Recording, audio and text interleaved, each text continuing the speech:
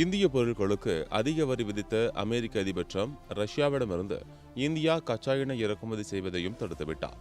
இதனால் ஏற்பட்ட நெருக்கடியே தற்போது இந்தியாவின் எரிவாயு தட்டுப்பாட்டுக்கு முக்கிய காரணமாகி இருக்கிறது. ஹோர்முஸ் நீரிணையை ஈரான் மூடியதால் உலக நாடுகளுடன் சேர்ந்து இந்தியாவும் கடுமையான பாதிப்புகளை சந்தித்து வருகிறது. இந்த நிலையில் நியூசிலாந்து நாட்டுடன் இந்தியா மேற்கொண்டுள்ள வர்த்தக ஒப்பந்தம் இந்தியாவுக்கு பல்வேறு பாதைகளை திறந்துள்ளது. இந்தியா நியூசிலாந்து இடையிலான வரலாற்று சிறப்புமிக்க தடையற்ற வர்த்தக ஒப்பந்தம் டெல்லியில் கடந்த 27ஆம் தேதி கையெழுத்தானது. இந்த ஒப்பந்தத்தின் மூலம் அடுத்த 15 ஆண்டுகளில் இந்தியாவுக்கு சுமார் $20 பில்லியன் மதிப்பிலான முதலீடுகள் கிடைக்கும் என்றும் இருதரப்பு வர்த்தகம் இருமடங்காக உயரும் என்றும் எதிர்பார்க்கப்படுகிறது.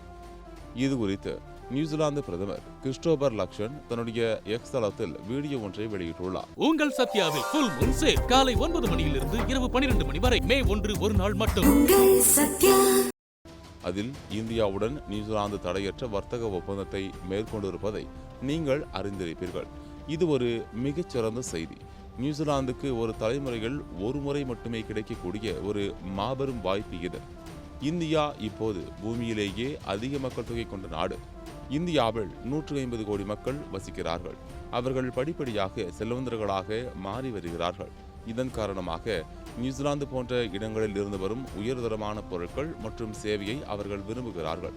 அதோடு மிக முக்கியமாக இந்தியா உலகின் 3வது மிகப்பெரிய பொருளாதாரமாக உருவெடுக்க உள்ளது. குறைந்த வருமானம் கொண்ட நிலையில் இருந்து நடுத்தர வருமானம் கொண்ட நிலைக்கு இந்தியா உயர்வதால் நியூசிலாந்தின் பொருட்கள் மற்றும் சேவைகளுக்கான தேவை அதிகரிக்கும். இந்தியாவுக்கு தேவைப்படும் பொருட்களில் சுமார் 95 விழுக்காடு பொருட்கள் நியூசிலாந்தில் ஏற்றுமதி செய்ய முடியும். இதில் மகிழ்ச்சிக்குரிய விஷயம் என்னவென்றால், ஒப்பந்தம் நடைமுறைக்கு வரும் முதல் நாளில் இருந்தே 57 விழுக்காடு பொருட்களுக்கு சுங்கவரி விலக்கு அளிக்கப்படுகிறது. ஒப்பந்த காலம் சொல்ல சொல்ல சுங்கவரி விலக்கு பெறும் பொருட்களின் விழுக்காடு படிப்படியாக உயரும்.